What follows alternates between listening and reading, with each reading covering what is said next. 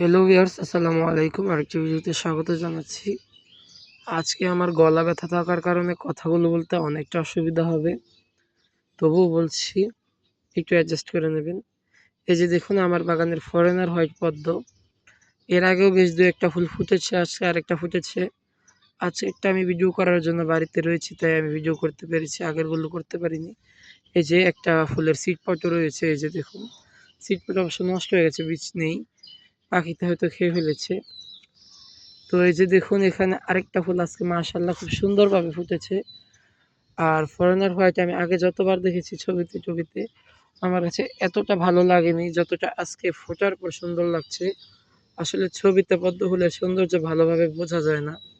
সামনাসামনি না ফুটলে বলতে পারবে না যে ফুলটা কতটুকু সুন্দর হয়।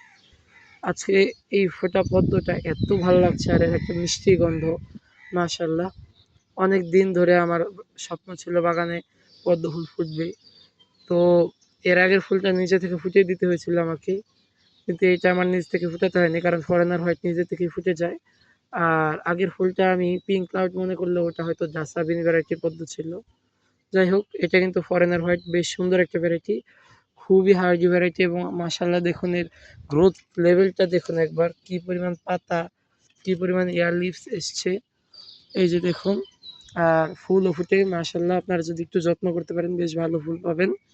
আর সাদা, এই কালারটা কিন্তু ধবধবে সাদা। খুব সুন্দর একটা মিষ্টি কালার আর সুন্দর একটা সেন্টও রয়েছে। আপনাদের কার কাছে আমার এই পদ্ম ফুলটি ভালো লেগেছে অবশ্যই কমেন্ট করে জানাবেন। ধন্যবাদ সবাইকে। আসসালামু আলাইকুম।